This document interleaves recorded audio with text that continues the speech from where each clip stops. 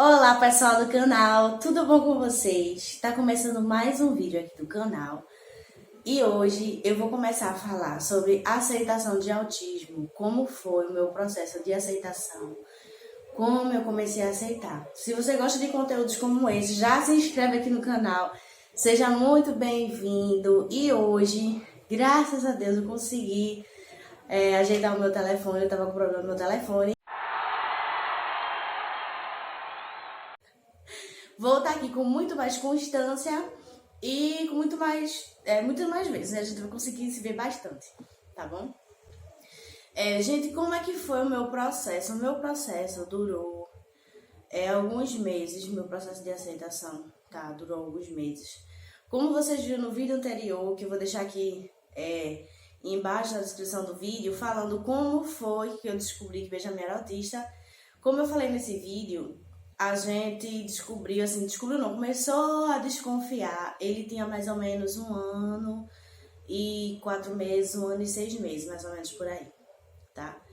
Quando eu comecei a desconfiar, quando a gente começou a desconfiar que acendeu aquela luzinha, eu comecei a pesquisar muito na internet. E aí, assim, acabou sendo uma coisa ruim pra mim. Eu vi que o diagnóstico do autismo só podia ser dado com 2 anos em um site, né? Em um site desses.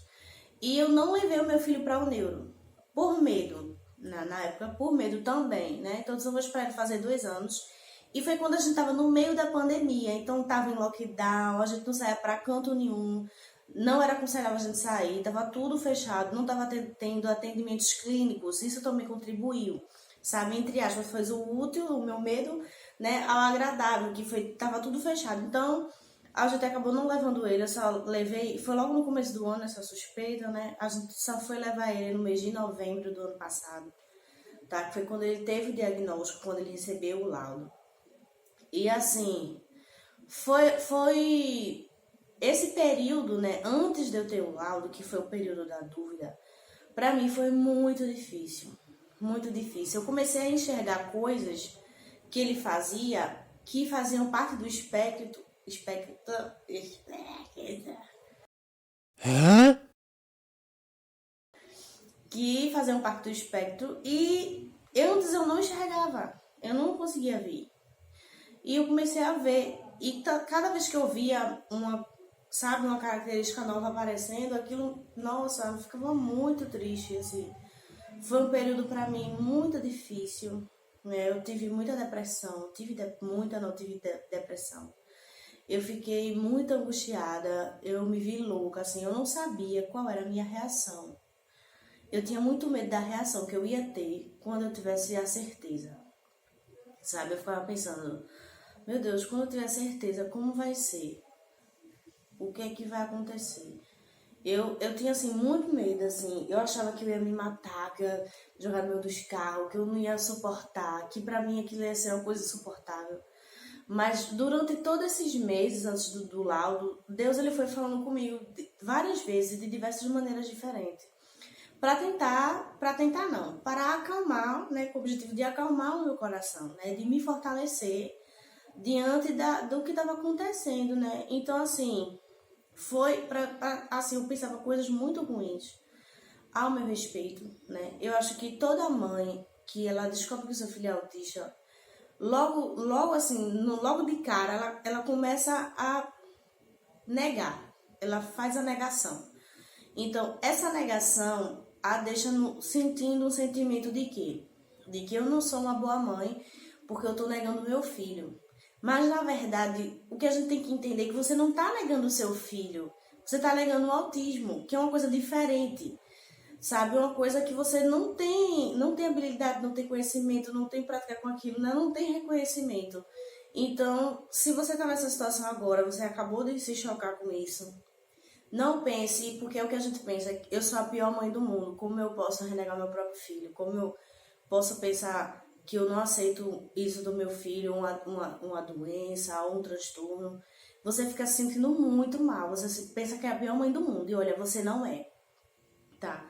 Você não tá sozinha, porque muitas mães se sentem assim, logo de cara, quando tem esse choque com o diagnóstico, né? Ou com a dúvida do diagnóstico. Então, a primeira coisa é essa, assim, foi a primeira coisa que eu senti. Eu sentia, eu não aceitava, né? Eu não aceitava logo de cara. Com a dúvida, quando eu tive a dúvida, eu não aceitava. Aquilo, assim, eu comecei a ter uma sensação de enlouquecer, assim, de querer enlouquecer, sabe? Eu não conseguia parar para raciocinar sobre tudo que estava acontecendo, sobre a vida, sobre o que é realmente o autismo, como ele pode ser tratado. Não, eu só me deparei com a situação e comecei a querer enlouquecer. Então eu tive depressão, né? Eu tinha muita vontade de tirar minha vida. Eu queria me matar, eu queria, na verdade, eu queria nem ter nascido. Não queria nem me matar, eu queria não ter nascido, queria que meu filho não tivesse nascido também. Eu falo isso pra vocês, assim, eu não me envergonho disso agora, né? Porque isso é um sentimento que veio, entrou e foi embora, ele fluiu. Foram coisas, como é que se chama assim? Pensamentos que vêm na sua mente, sabe? Que também vem, que não vem da parte de Deus, né? E que entram no seu coração e que se você deixar, aquilo ali lhe consome. Mas Deus jamais permitiu que isso acontecesse comigo, graças a Deus.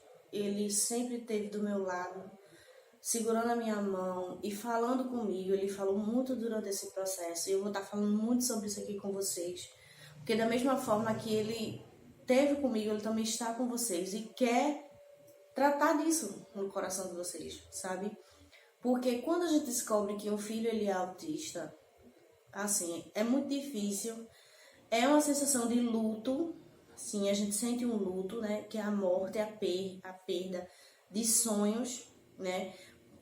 De uma realidade que você acreditava que seria, né? Com a chegada do seu filho. Porque quando a gente tá com o bebê na barriga, a gente cria expectativas, a gente sonha, né? Com tantas coisas que são típicas, que são normais do dia a dia de uma criação de uma criança.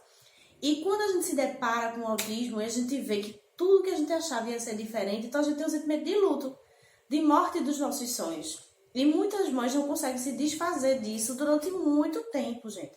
E não é pouco tempo não, não é 1 ano, não é 2 anos. Às vezes tem mães que passam 10 anos, 20 anos negando o autismo, tá? Eu não tô aqui pra julgar ninguém, nem dizer que eu sou melhor do que ninguém, não. Eu tô aqui pra tentar te ajudar com a minha experiência, como eu consegui passar por isso, tá bom? Então, qual foi a primeira coisa que Deus falou comigo, gente? Primeiramente, foi Deus. Eu não sei qual é a sua fé. Eu não sei no que você acredita, mas eu acredito em Deus, tá? Eu acredito em Deus, Criador dos céus e da terra. E Jesus como seu Filho, único e suficiente Salvador. Então, se não fosse por eles, eu com certeza não estaria aqui como eu estou hoje. Não quer dizer que eu não esteja sofrendo, que muitas vezes acontecem situações que fazem com que eu chore, com que eu sofra, né? Com que eu me sinta mal. Sim, acontece, altos e baixos. Mas não é uma coisa que eu permaneço. Não é ali naquele momento, acontece uma situação isolada, sabe? Ou, tipo um exemplo, uma coisa na escola, ou ele não sabe brincar com outras crianças, aquilo ali me entristece, eu choro. E depois passa, depois flui, ela vai embora. Não é uma coisa que permanece no meu coração. Entendeu? Então, a primeira coisa que Deus falou comigo foi o seguinte, foi um testemunho de Rebeca Neme e Paulo César Baruch. Não sei se vocês sabem, são 2 cantores evangélicos, né? Ele é cantor e ela é intérprete de Libras. Eles não podem ter filhos, né? E eu tava assistindo um testemunho deles a respeito disso. E aí a Rebeca falou, né, que na verdade foi o César que falou, né? Paulo César falou pra Rebeca, porque a gente se sente sempre superior, né? A gente acha que a gente é bom. A gente sempre acha que a gente é bom. E a gente pensa, meu Deus, por que comigo isso foi acontecer? Por que comigo? E aí eu tenho pra te falar, por que não com a gente? Foi o que ele falou. Por que não? O que nos faz, o que me faz melhor do que qualquer mãe incrível, maravilhosa, guerreira que tá aí por aí? Eu não sou melhor do que ninguém, a gente tem falhas, a gente tem defeitos, a gente é humano como todo mundo. Então, eu não sou melhor do que ninguém para ter um filho típico, entendeu? Essa foi a primeira coisa, espero que você entenda o que eu tô querendo te dizer. A gente não é melhor do que ninguém em nada. E ser melhor não nos faz merecedor de receber um filho típico, ou de ter um filho se eu não posso ter um filho, ou de ser rico se eu sou pobre, tá? Então, essa foi a primeira coisa que me chocou. Porque essa palavra, ela não acalenta, tá? Ainda. Ela dá um choque de realidade. E foi isso que aconteceu comigo. Eu tive esse choque. Poxa, eu realmente não sou melhor do que ninguém pra não merecer isso, tá? E não é uma questão de merecimento. É uma questão de que coisas da vida acontecem.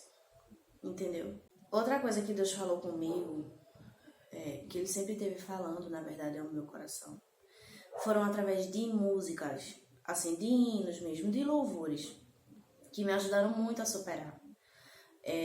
Louvores que falam que, sabe, gente, a nossa vida aqui, ela é passageira. Isso aqui é só uma passagem. A nossa vida, ela é na eternidade. A eternidade que é importante. Então, eu não posso me prender, a gente não pode ficar preso, sofrendo a coisas que são daqui. A gente tem que focar em coisas que são celestiais, em coisas que realmente são para a eternidade. Então, eu comecei a ouvir um hino de Gabriela Rocha, ele vem, eu não vou me apegar com as coisas daqui. Quando a gente fala em se apegar, a gente pensa muito em coisas materiais. Mas existem sentimentos que nos afundam, que nos fazem, nos prendem, sabe? Nos levam para o fundo do poço. E não permite que a gente viva a plenitude daquilo que Deus quer que a gente viva, sabe? Então, são sentimentos que deixam a gente mal, sentimentos de depressão, de morte, de suicídio, sabe? De viver uma vida infeliz. Então, assim, essas coisas não fazem parte da eternidade, não, elas nos prendem aqui, a viver uma vida ruim aqui. E eu não queria isso, eu não queria isso pra mim, sabe? Eu quero, na verdade, porque eu ainda não sou, ser uma pessoa leve, que eu possa ajudar outras pessoas através da minha experiência. Eu ainda não cheguei lá, mas eu sei que eu vou conseguir, entendeu? Ainda mais agora com a ajuda de vocês, porque tá aqui falando com vocês hoje não é só para vocês, não é só para ajudar vocês, mas é para me curar também. O autismo, ou como todas as coisas, né, que a gente pesquisa por aí, como melhorar. Quanto mais eu falo, quanto mais a gente fala sobre esse assunto, a gente fala o que a gente sente, isso vai saindo da gente, sabe? E vai aliviando a nossa mente, o nosso pensamento, o nosso coração, porque a gente tá repartindo com alguém. Então, quando eu tô aqui repartindo com vocês tudo o que eu senti, não é só para você saber que você não tá sozinha, não é só para você saber que você pode superar isso. É para você também saber que eu já me senti assim e para que eu possa me curar também todos os dias. Porque se eu não vigio, se eu não fico de olho, eu caio, sabe, em armadilhas do dia a dia que podem me levar à tristeza profunda assim. Então, o Senhor, ele me curou, sabe? Quando eu recebi o diagnóstico, como eu falei a vocês, eu tinha muito medo. E quando eu recebi o diagnóstico, eu chorei bastante, assim. Foi dia 5 de novembro do ano passado. Eu chorei, eu e meu marido, a gente ficou muito triste, sabe? A gente foi na casa dos nossos pais, conversamos, viemos pra casa. A gente, logo que chegamos, a gente nem comeu nada, nem jantou. Só o Benjamin que jantou e a gente foi dormir, sabe? Com aquela palavra, assim, ficava reverberando, sabe? Ainda sinto isso aqui no meu coração. Do momento que a doutora falou, olha, Benjamin tá dentro do transtorno do espectro autista, ela falou. E eu fiquei assim, cara, aquilo reverberava, sabe, na minha mente. E eu fiquei na madrugada inteira ouvindo aquilo ali, assim, na minha mente. Fui dormir no outro dia. E aí, eu fui dormir à noite, sabe? Fui dormir à noite e comecei a orar, comecei a falar com Deus. E assim, eu senti naquele momento daquela oração que eu fiz com o Senhor no dia 6 de novembro do ano passado, que Ele curou meu coração, gente. Eu senti o Senhor tirando do meu coração toda a tristeza, tirando do meu coração toda a dor, sabe? Ele realmente, eu não, é uma coisa inexplicável. Só quem sente o toque de Deus, do Espírito Santo no coração, vai saber entender o que eu tô falando, o que eu estou falando. Não quer dizer que se você não possa sentir, se você quiser, tá bom? Mas comigo foi assim, ele tocou, eu senti no meu coração uma coisa diferente, o toque do Espírito Santo.